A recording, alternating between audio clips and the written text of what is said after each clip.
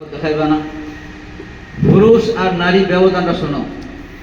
কোনো পুরুষ ছেলে যদি টুপি ছাড়া খালি গায়ে নামাজ পড়ে, নাভি থেকে হাঁটু পর্যন্ত লুঙ্গি পায়জামা থাকে, বাকি ছোড়া খালি থাকে, নামাজ হয়ে যাবে। তবে সুন্নতের খেলা হবে তুলো। কিন্তু একজন মহিলা তার মাথার চুলের আগা থেকে নিয়ে পায়ের তলা পর্যন্ত গোটা শরীর ঢেকে নামাজ পড়তে হবে। এমনকি নামাজের সময় মাথার চুলের একটা চুলের একবার যদি বাইরে থাকে, সেজদার সময়, রুকুর সময়, উঠার সময় নামাজটা নষ্ট হয়ে যাবে। তাহলে কি করতে হবে? নামাজের সময় নেকা হেজাব পড়তে হবে, মাথার চুল ভালো রাখতে হবে, লম্বা হাতা জামাগাও দিতে হবে। সেজদা গেলে যেন এগুলো না খুলে যায়, না পড়ে যায়, খালি না হয়ে যায়, নামাজ নষ্ট হয়ে যাবে। এই এলাকার অনেক মহিলারা বোঝে না, এগুলো খেয়াল করে না।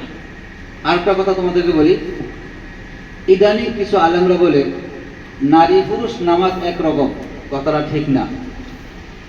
এক নম্বর ব্যবধান দেখো, নারী মহিলারা পুরা শরীর ঢেকা নামাজ পড়বে, ছেলেরা মহিলারা, পুরুষের জন্য শর্ত নাই।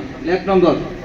দুই নম্বর, পুরুষ দাঁড়াবে, দুই পায়ের মাঝ ফাঁক থাকবে, মহিলা দুই পায়ের মাঝখানে মিলে রাখবে। দুই নম্বর। তিন নম্বর, পুরুষ হাত উঠাবে কান বরাবর, মহিলার হাত উঠাবে কাঁধ বরাবর।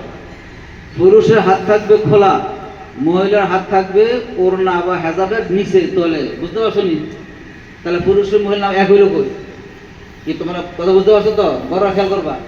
তোমাদের নিয়ত হবে হেজাবের নিচে হাত থাকবে, তোমরা এভাবে সিনার উপরে হাত রাখবা। পুরুষরা কেউ সিনাতে, কেউ নাভিতে হাত রাখে, কিন্তু মহিলাদের একটাই, এবার হাত রাখে। আচ্ছা, রুকু আসো। রুকু মহিলাদের রুকু হবে এভাবে, হাতটা যতটুকু হাঁটুতে যায়। আর পুরুষরা